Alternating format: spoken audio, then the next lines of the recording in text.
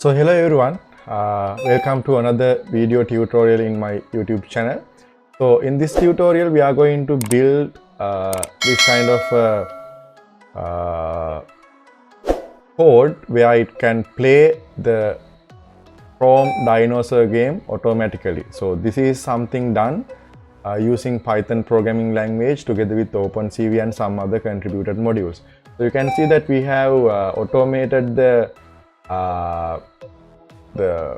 game, the dinosaur game, and as I mentioned, we use a simple Python code for this. So this is actually not very useful but very interesting and fun thing to do. So I will explain you how to do this. As you can see now, this is not perfectly working and it's not continuously played. We have to improve this some more, but I will explain you up to now what I have done and how these things done very simply, right? Together we can improve this model and try to make this advanced than the current version, right? So let us go now to the tutorial. But before going on to the code, I want to discuss about the dependencies and the development environment that I'm using in this code. The first one, the development environment, I use Jupyter Notebook, and this is in Anaconda Navigator. So if you are not familiar with Jupyter Notebook or Anaconda Navigator, what you can do is I will post a link in the video description to my previous tutorial on how to set up the Jupyter Notebook and how to code in how to install Anaconda Navigator and how to code in Jupyter Notebook, right? So please check it and come, so then you will get to know about all the necessary details you need to know about the Jupyter Notebook and the Anaconda Navigator. And thereafter, the modules and the libraries that we are going to use this for NumPy, Pillow, OpenCV and Win32.com, right? So if you have Jupyter Notebook with you, that means Anaconda Navigator, then no need to install the NumPy library, it's already available. But if you are using any other development environments like PyCharm or Python Idle or Visual Studio, probably you have to install the NumPy library as well. But the other libraries, definitely, whether it's in Jupyter Notebook or Anaconda Navigator, still you have to install Pillow, OpenCV and Win32. So how we are going to do this?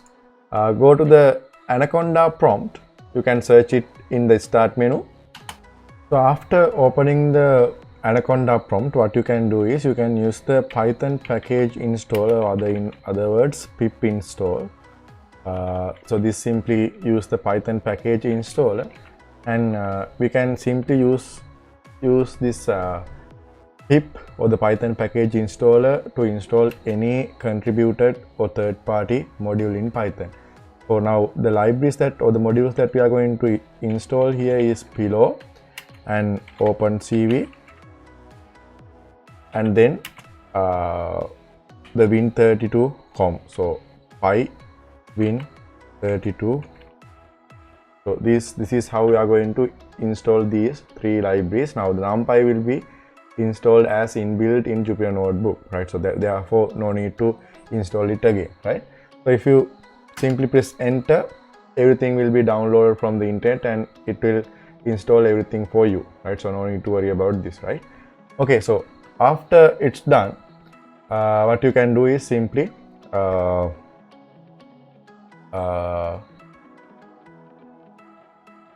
we can then run this code and see the result. So let me explain what I have done here simply, right? So first, now you have to find this online version of this game. Now this is usually available when internet is not available, right? But I have found a online version of this, so you can go to the chromedino.com. So there is the online version of this dinosaur game. So with the internet you can play this, right? So you can play it like this. So now this is the website that we are going to use to automate this one, right?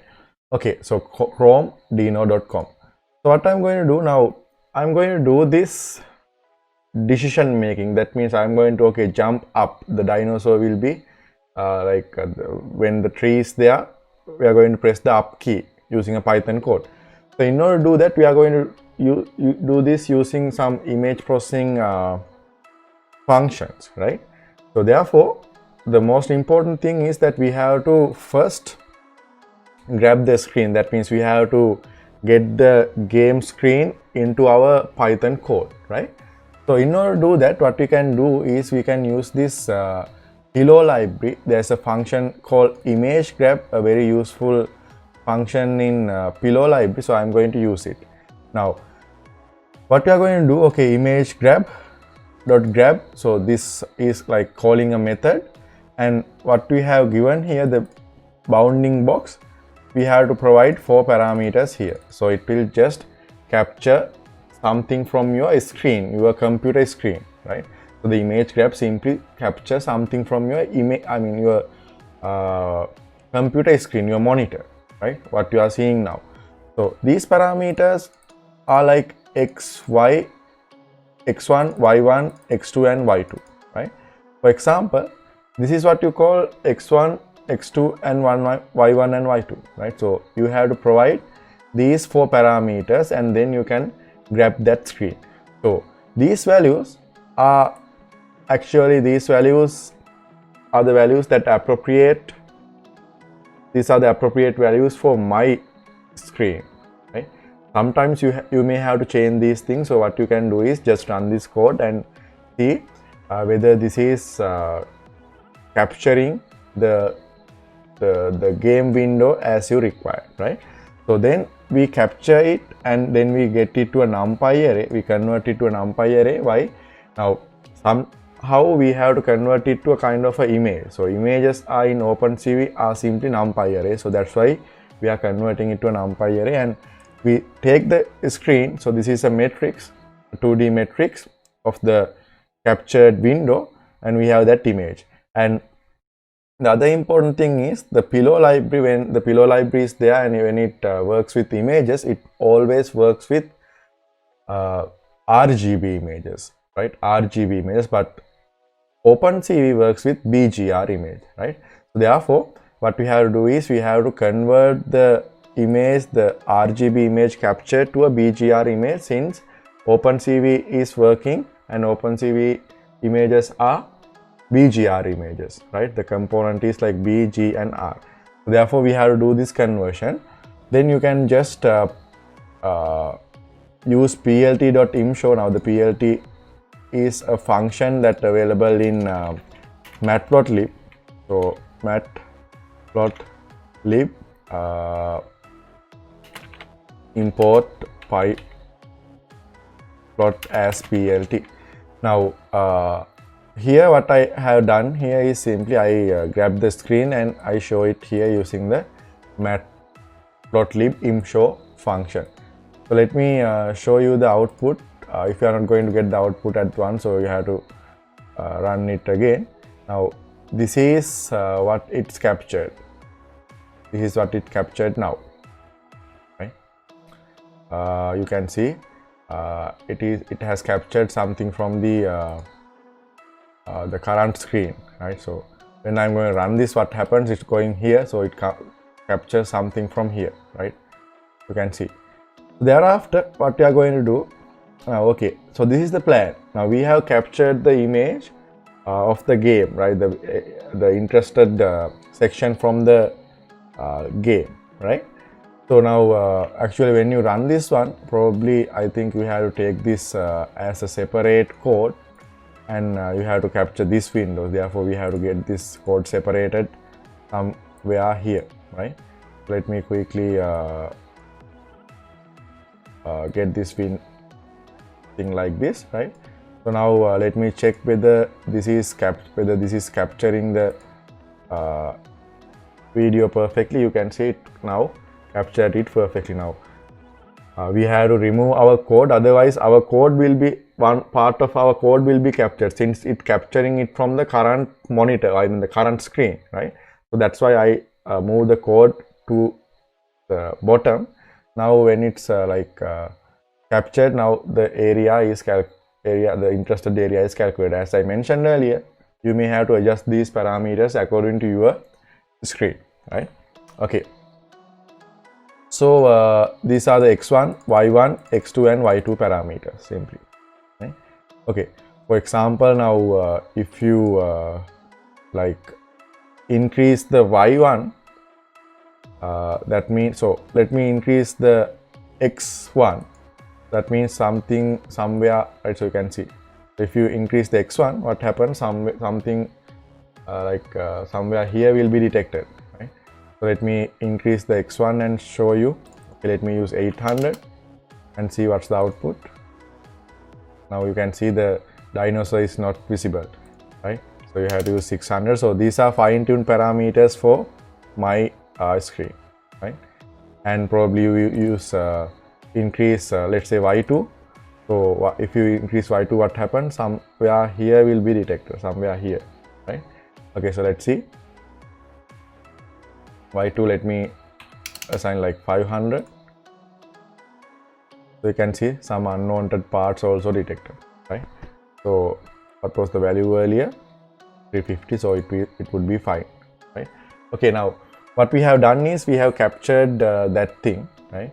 Now what we are going to do next, then we have to somehow capture the window, kind of a small window which can capture this tree, right? Which can capture the tree. So what I'm going to do here, similarly, let me get it back here and do the explanation, and then I will show you the capture, right? So from the captured video, so I'm talking about the captured video, that means this one, right? From this one, now I'm taking a part, a rectangle like this, right? A rectangle like this. So these are again some fine parameters for my screen. So I'm going to take this point, 140 and 50 point, and with 50 width, then the next, I mean the x2 will be selected as 190, and also here from 50 to 130, like 80 gap is here, right? So this kind of a rectangle is selected, and that will be the rectangle that detects or that captures trees, right? So let's see now what we can do. So these are the parameters I'm going to provide, like, okay, x, y, w and h. X, y, w and h. So x is 140, w is 50, y is 50, and h is 80, right? So x, y, w and h. And thereafter I'm going to take this filtered, this section, right? So I'm going to create a new window called tree window, right? So let me show it to you here.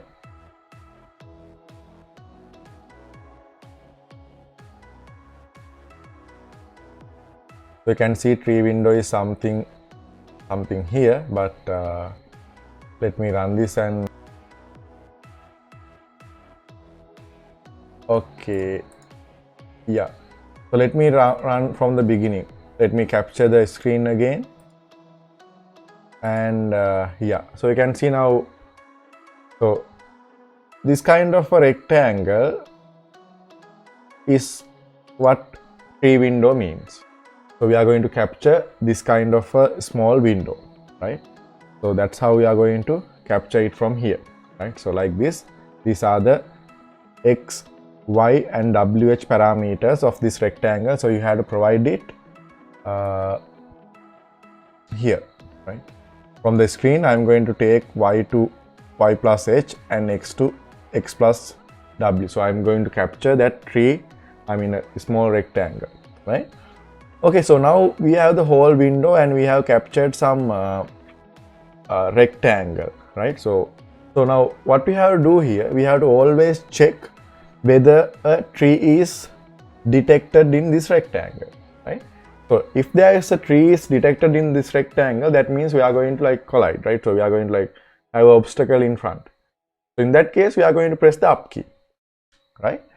So now what I'm going to do, so you can see, okay, this is kind of tree is detected.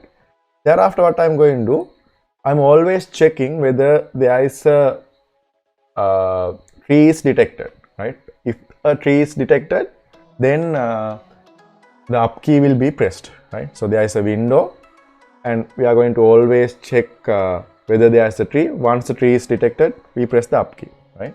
That's what we are going to do. So you can see this rectangle is a constant, so it's always there. Once the tree is detected, we are going to press the up key, right? So if you want to see, right, so now you can see if there is a rectangle somewhere here, it remains there, right? So when that kind of a situation, if a tree is detected to that rectangle, we have to press the up key. Okay, so in order to do that, what I'm going to do, I simply, now I have this window and I'm going to convert it to a threshold image. That means now you can see that image simply has gray pixels, right? Gray pixels. So I'm going to convert it to black and white, right? So that is done using the thresholding function. So I'm going to, like, you know, in a gray image, we have a pixel range between 0 to 255. So 0 represents black and 255 represents white. So anything in between is a gray value. So what I'm going to do here, using a threshold function in OpenCV, I convert all the pixel values greater than 127 into 255 and others, the pixel values less than 127 into black. So a grayscale image here will be converted into black and white pixel, right? So then I use this kind of a method to predict or guess whether there is a tree or not, right? So I count all the non-zero, I'm going to check for all the zero values, right? All the zero values. That means I'm going to check the pixels in this rectangle, number of pixels which equals 0. That means I'm going to count the black pixels, right? And I'm going to get all the black pixels and I'm going to count how many black pixels are there. So then that value is taken to tree number of black. Then this simply np.size tree window thresh. That means we are going to pass the window, that's rectangle window, and count all the, the total number of pixels, right? So this has the total number of pixels in the this rectangle window, and this has the black pixels, the number of black pixels. So then I'm going to do what here? Take the ratio between them, right? So the number of the black pixels divided by the total number of pixels. So then we are going to get a ratio. Then what we'll do, we have this Win32 client. I'm just activate the command into this web page, right? Web page in the sense like the Google Chrome. I'm going to take the control, the keyboard control of this tab. That's what I'm doing here. And once the tree ratio is greater than 5%, that means 005, right? So it's like 5%. That means there is a tree. Now this value is actually a value I have tested. And this is a value that I got, right? And you can check, like, sometimes when a tree is detected, your ratio might be different, but when trees are detected, my ratio is this. So you can simply print this ratio and see what's the value when a tree is detected, and if you like getting a higher value or if you are getting a lower value, you can adjust it accordingly here, right? So you can print the value and you can check what's the value that you are going to get when a tree is detected, right? So my value is this. My value, like, it gives a value higher than 0.05 when a tree is detected. So what I'm going to do is, when there is a rectangle, I just make that the rectangle, the red rectangle, filled rectangle. So you can see, okay, tree is detected. So the rectangle becomes a filled red color rectangle. So that indicates there is a kind of tree detected. Then I put text like up, right? So I'm going to I'm going to show up string in the print screen, and then I finally send the up key from the keyboard to this tab. So it's automatically pressed up without the keyboard, right? That's what actually happens here, right? So please go through the code. Now this code explains everything in detail, right? So you can go through these things and you can let me know your suggestions, right, in the comment section. So please feel free to put your suggestions, and also you can improve this and let me also know. You can improve this, and like sometimes when you go beyond like 500 mark, you are going to get like some birds as well, right? Not always trees. So in that case, sometimes you have to press down, right? Likewise, we have to do lots of modifications, but as a start, I think this is a very good point to start, right? So you can start from here and let me know your suggestions, and let's together try to improve this. Okay, so if you have any questions, please let me know in the comment section, questions and suggestions. So I'm expecting feedback from you. So thank you very much, and we will meet with another tutorial soon.